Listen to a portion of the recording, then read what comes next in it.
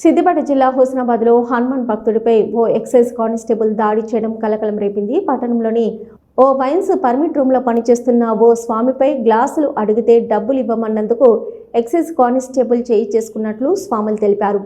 జరిగిన దాడితో ఆగ్రహం వ్యక్తం చేసిన హనుమాన్ స్వాములు పెద్ద ఎత్తున హుస్నాబాద్ ఎక్సైజ్ కార్యాలయం ఎదుట ఆందోళనకు దిగారు. భక్తుడిపై చేయి చేసుకున్న కానిస్టేబుల్ను వెంటనే సస్పెండ్ చేయాలని డిమాండ్ చేశారు. విషయం తెలుసుకుని ఎక్సైజ్ కార్యాలయానికి చేరుకున్న పోలీసులు ఎక్సైజ్ కానిస్టేబుల్ను అదుపులోకి తీసుకుని పోలీస్ స్టేషన్కు తరలించారు. దీంతో స్వాములు ఆందోళన విరమించారు.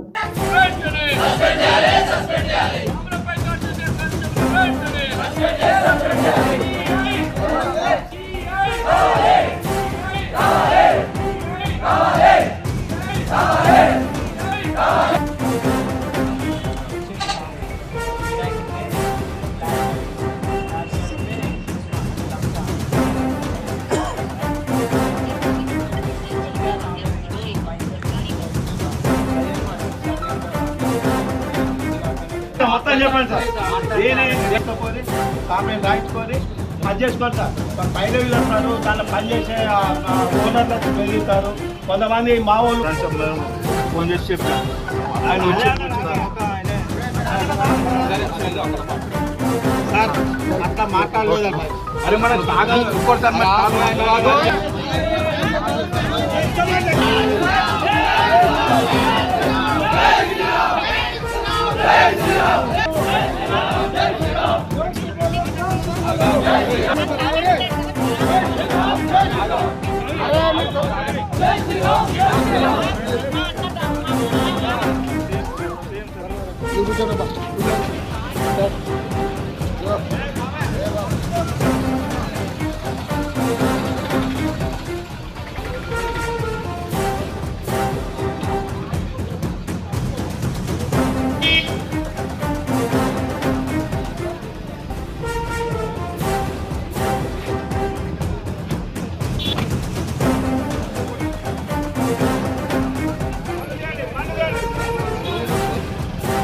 హుస్నాబాద్ పట్టణంలో ఏదైతే దుర్గా వైన్స్లో పనిచేస్తున్నటువంటి ఒక హనుమాన్ భక్తుల మీద ఎక్సైజ్ కానిస్టేబుల్గా పనిచేస్తున్నటువంటి మల్లారెడ్డి గారు అకారణంగా దాడి చేయడం జరిగింది.